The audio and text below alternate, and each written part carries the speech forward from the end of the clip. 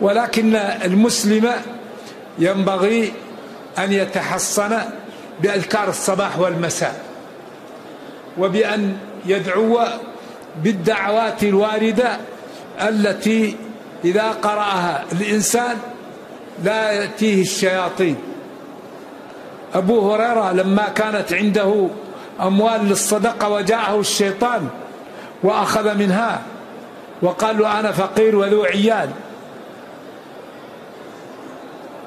تركه فسأله النبي صلى الله عليه وسلم، والحديث أظن في مسلم، فرجع له قال له كذب سيرجع لك، ورجع له الرابعة قال له نذهب بك إلى رسول الله صلى الله عليه وسلم، قال له فكني وأعلمك شيئا لا تأتيك الشياطين إذا قرأته، قال له آية الكرسي،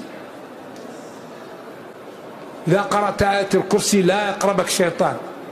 فقال له صدقك، وهو الجملة حالية، صدقك في حال اتصافه بالكذب.